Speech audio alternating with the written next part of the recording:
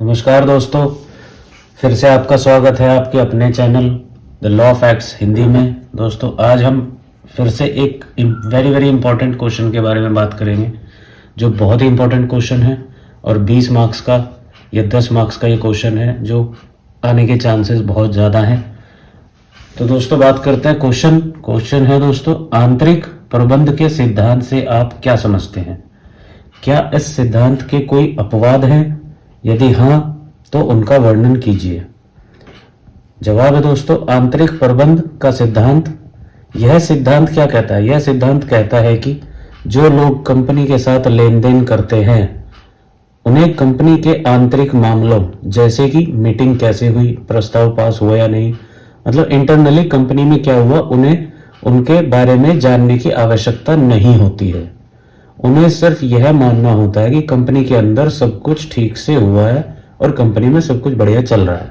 सरल शब्दों में अगर इसे समझें तो मान लीजिए आप एक कंपनी से कुछ सामान खरीदते हैं, कुछ भी सामान, आपको यह जानने की जरूरत नहीं है कि कंपनी के अंदर यह निर्णय कैसे लिया गया है। आपको बस यह मानना है कि कंपनी के अधिकारियों ने सब कुछ ठीक तरीके से किया है। मतलब आपको ज़्यादा टेंशन लेने की ज़रूरत नहीं है। आप ये मान के चलो कि जो भी कुछ कंपनी में काम हुआ है, मीटिंग हुई, क्या हुआ क्या नहीं हुआ, सब कुछ अच्छे से हुआ है।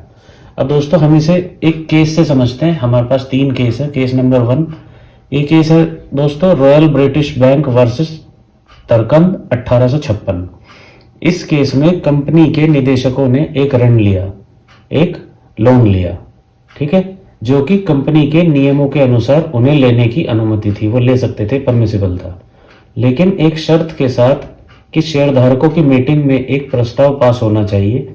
बैंक को यह नहीं पता था कि ऐसा कोई प्रस्ताव पास हुआ है या नहीं। तो कोर्ट ने क्या कहा? कोर्ट ने कहा कि बैंक को यह मानने का अधिकार है कि कंपनी ने अपने आंतरिक मामलों को सही ढंग से संचालित किया है। देखो यहाँ पे कोर्ट क्या कह रहा है? यहाँ पे कोर्ट कह रहा है कि बैंक को यह मानने का अधिकार है कि कंपनी ने अपने आंतरिक मामलों को सही ढंग से संचालित किया है। अब इसके अपवाद है दोस्तों कुछ। अब इस आंतरिक प्रबंध के जो सिद्धांत है इसके अपवाद क्या है? हालांकि कुछ स्थितियां ऐसी होती है जहां यह सिद्धांत लागू नहीं होता। आप ये भी समझिएगा, मतलब आप जो है इसको ये समझिए कि इसमें दोनों तरह से है।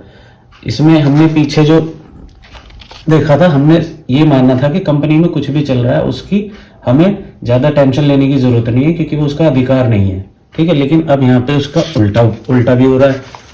यहाँ पे ये इसलिए है कि इसके अपवाद आप देखिए। अपवाद है जानकारी का अभाव, नॉलेज ऑफ इरेगुलरिटी। यदि कोई व्यक्ति यह जानता है कि कंपनी के अंदर कुछ गड़बड़ है, कुछ सही नहीं चल रहा है, तो वह इस सिद्धांत का फायदा नहीं उठा सकता है, ठीक है। अब ये case number 2, Howard versus patent Ivory manufacturing company 1888। इसमें क्या हुआ था? कंपनी के निदेशकों ने एक बिल बनाया, जो उनके डायरेक्टर थे कंपनी के, उन्होंने बिल बनाया, लेकिन उन्हें पता था कि कंपनी के नियम के अनुसार यह गलत था। यह भी पता था कि जो बिल बनाया कि वो गलत है। तो कोर्ट ने कहा कि वे इस सिद्धांत का सहारा नहीं ले सकते। दूसरा, धोखाधड़ी या जालसाजी मीन्स फॉर्जरी।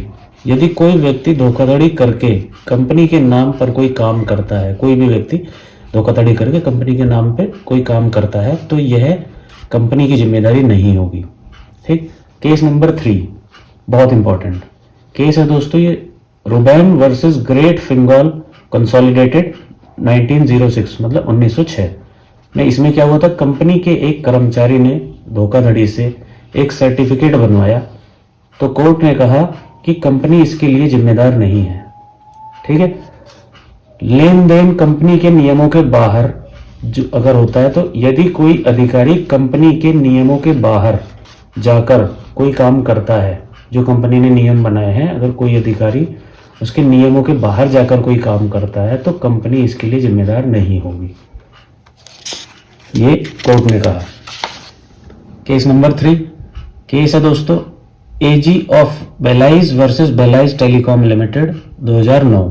ये 2009 का केस है। इसमें क्या हुआ? कंपनी के एक अधिकारी ने एक ऐसा समझौता किया जो कंपनी के नियमों के बाहर था। किसी से उसने जो है समझौता किया जो कंपनी के नियमों के बाहर था। कोर्ट ने कहा कंपनी इसके लिए जिम्मेदार नहीं है। तो दोस्तों इसका निष्कर्ष क्या है? आंतरिक प्रबंध का सिद्धांत कंपनी के साथ लेन देन करने वाले लोगों की सुरक्षा करता है, लेकिन यह सिद्धांत उन लोगों के लिए नहीं है जो कंपनी के अंदर की गड़बड़ियों के बारे में जानते हैं या जो धोखे से लेन देन करते हैं। तो मैं दोस्तों आशा करता हूँ आपको ये क्वेश्चन अच्छे से समझ में आया होगा। इसमें हमने 3 केस भी दिखाए हैं और उनका निष्कर्ष भी निकाल के बताया है। तो आशा करता हूँ आपको ये वीडियो पसंद आई होगी। वीडियो पसंद आई हो तो दोस्तों इसे शेयर करिए, लाइक करिए, और आपको कुछ सुझाव देना हो तो हमारे कमेंट बॉक्स में जाके कमेंट करिए। Thank you.